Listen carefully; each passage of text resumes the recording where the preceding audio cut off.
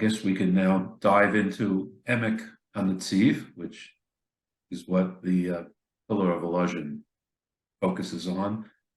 You had mentioned it now. So when exactly was it written? It was published much later. And how did it fit in with traditional Torah scholarship of that time when it was written? Yeah, so you know what, let me maybe just go back to kind of the story of, and I'll tell you sort of how did I land on Emek HaNeziv, of all things that the Netziv published. You know, why did I focus on that? So as I said, you know, at the outset, I had this fascination with HaMikdavar, not with Emek HaNeziv. I didn't know really Emek HaNeziv existed. In my earlier years, an earlier fascination with the Netziv, I was fascinated with HaMikdavar.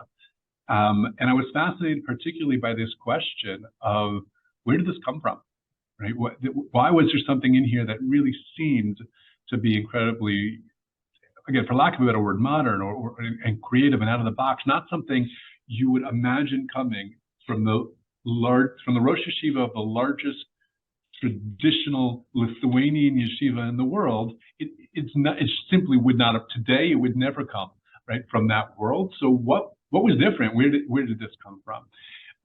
You know, and as a graduate student, as a student studying history, so I was now at this point sort of wondering, well, what clues do we have, you know, as to what could have given him this kind of perspective?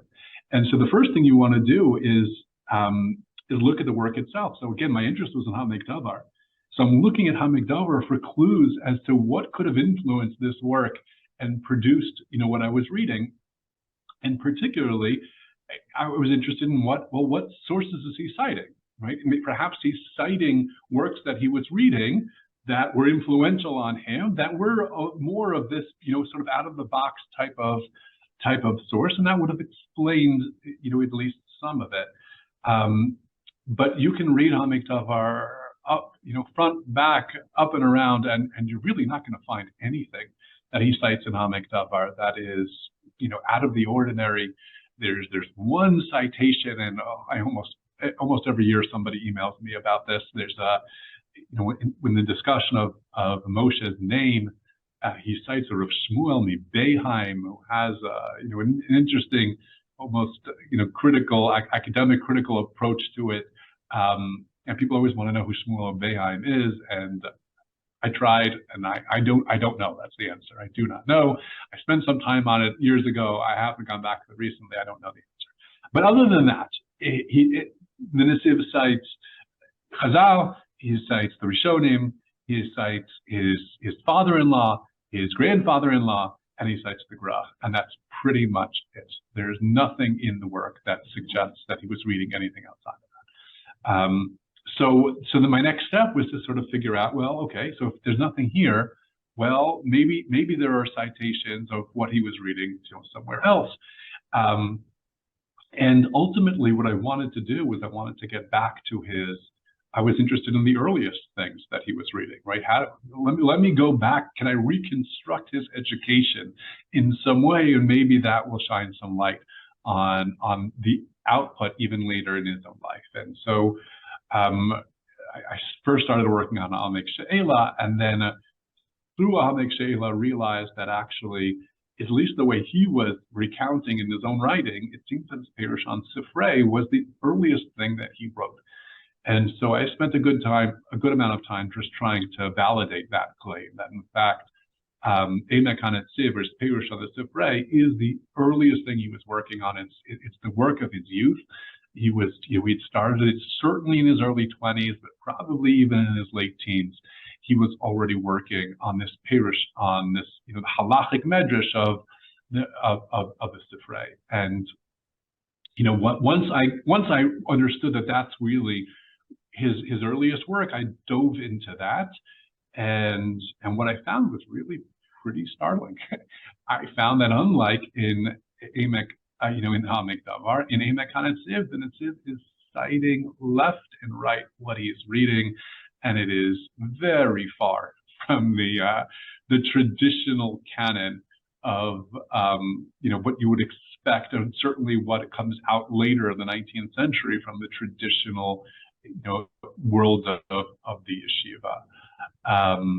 And for example, the Netziv in his parish on the Sifrei is quoting from works of Hebrew grammar written by Karaites, that he has no problem citing and telling you to go and read.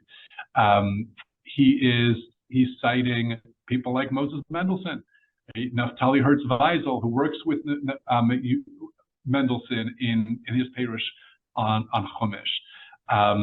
He's citing somebody like Levita, Eliyahu Levita, who wrote a work called Tishbi, and a work called Mesoret HaMesoret. And these are Renaissance works that were somewhat controversial in their time. Levita is the first one to suggest, for example, that the Tamei HaMikra didn't come from Sinai, and that they were added in later on.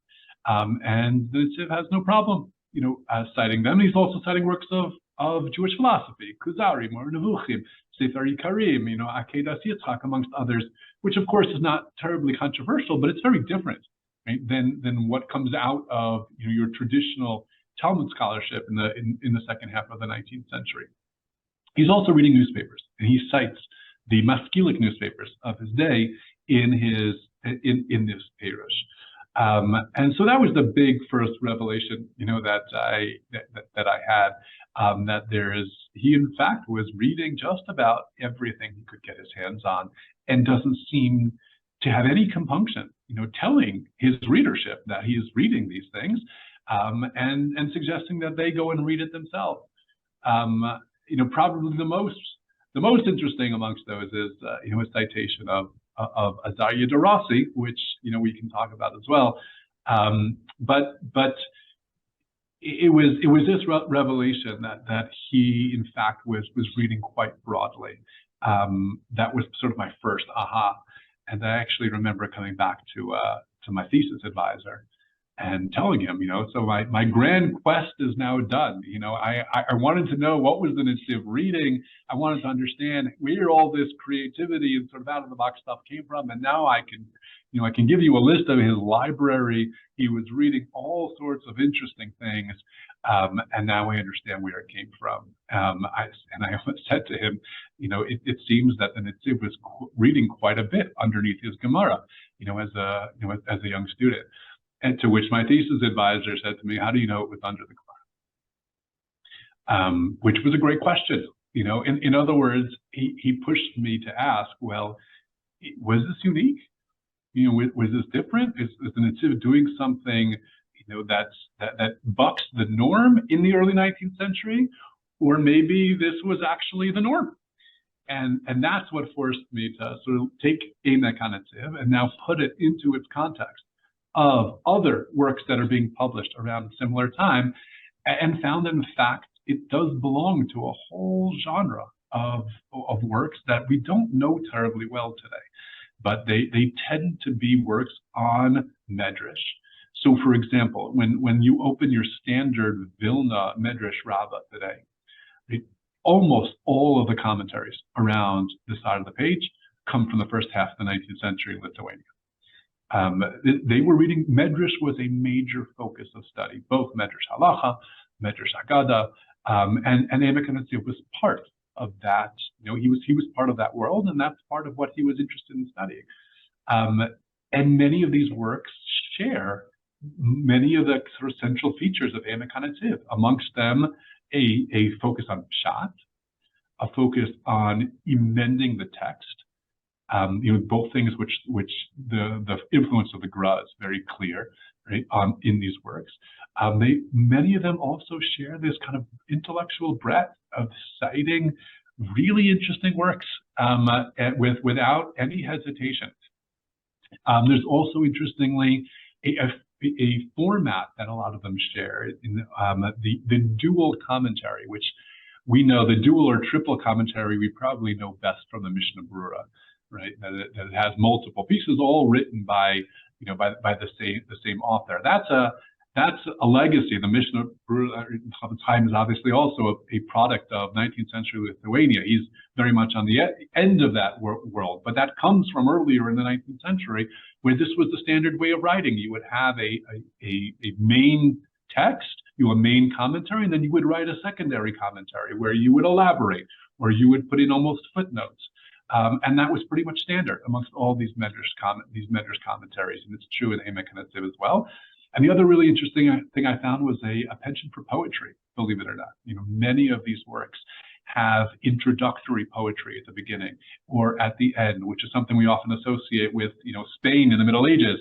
But there it is amongst the rabbinic elite of early 19th century Lithuania, including the Neziv, writing rhyming poetry to introduce and to close their work. So that, in brief, is what Emek HaNeziv is, and why I landed up, focusing there.